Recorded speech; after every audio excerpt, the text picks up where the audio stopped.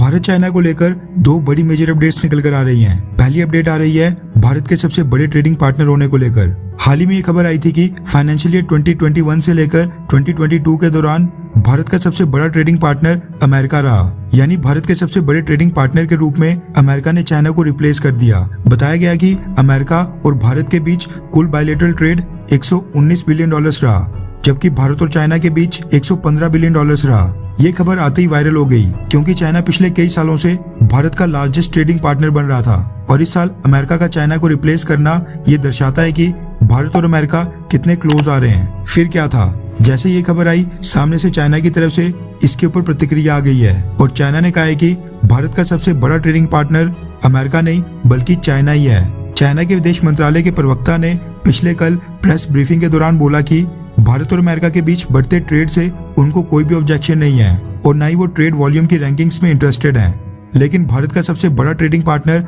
America नहीं बल्कि China है। चाइनीज स्पोक्स पर्सन ने कहा कि पिछले साल भारत और चाइना के बीच बायलैटरल ट्रेड 125 बिलियन डॉलर्स था। जो फिगर्स में डिफरेंस आ रहा है वो डिफरेंट मेजरमेंट स्केल्स के कारण आ रहा है, क्योंकि चाइना जनवरी से लेकर दिसंबर को फाइनेंशियल ईयर मानता है, जबकि भारत अप्रैल से लेकर मार्च तक को फाइनेंशियल ईयर के रूप में लेकर चलता है। दूसरी खबर की बात करें तो वो भारत की चाइना के ऊपर एक बड़ी कार्रवाई से संबंधित है। ये बात मैं पहले भी कह चुका हूँ कि भारत और चाइना के बायलैटरल रिलेशंस यानी द्विपक्षीय संबंध अब प्री गलवान इंसिडेंट यानी गलवान घाटी की घटना से पहले जैसे दोबारा कभी नहीं हो पाएंगे।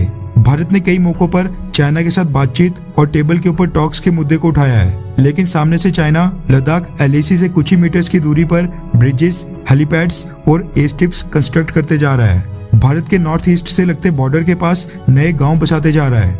बदले में भारतीय सरकार भी बॉर्डर एरियाज में रोड नेटवर्क बना रही है। कई सारे टनल्स बन रहे हैं और नया इंफ्रास्ट्रक्चर खड़ा किया जा रहा है। लेकिन अब चाइना के खिलाफ कार्रवाई को एक कदम और बढ़ाते हुए भारतीय सरकार ने एक बहुत ही बड़ा फैसला किया है। रेफरेंस के लिए आपकी स्क्रीन के ऊपर द इकोनॉमिक टाइम्स के आर्टिकल का स्क्रीनशॉट है, जिसके मुताबिक भारतीय सरकार ने ZTE और Vivo समेत कुल 500 चाइनीज कंपनीज के खिलाफ कार्रवाई शुरू कर दी है। ZTE की बात करें तो ये 5G टेलीकम्युनिकेशन और नेटवर्किंग डिवाइस में डील करती है।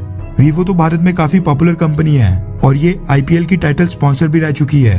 रिपोर्ट्स के मुताबिक भारतीय सरकार की मिनिस्ट्री ऑफ कॉर्पोरेट अफेयर्स ने फ्रॉड और अकाउंट्स बुक में फाइनेंशियल इरेगुलरिटीज को लेकर ZTE और Vivo इंडिया समेत भारत में रजिस्टर्ड कुल 500 से ज्यादा चाइनीज कंपनीज के खिलाफ कार्रवाई शुरू कर दी है। इन सब चाइनीज कंपनीज की अकाउंट बुक्स को चेक किया जा रहा है, जिनमें Xiaomi, Oppo, Huawei और अलीबाबा ग्रुप की कई सारी कंपनीज शामिल हैं। मिनिस्ट्री ऑफ कॉर्पोरेट अफेयर्स ने इन सब में से मैक्सिमम चाइनीज कंपनीज से इनके भारत में डायरेक्टर, शेयर होल्डर्स, ओनर्स और बेनिफिशियरीज की डिटेल मांगी है। इससे पहले भारतीय सरकार ने Xiaomi इंडिया के अकाउंट सीज करने का भी फैसला किया था, जिसको बाद में कोर्ट ने फिलहाल के लिए होल्ड के ऊपर डाल दिया था।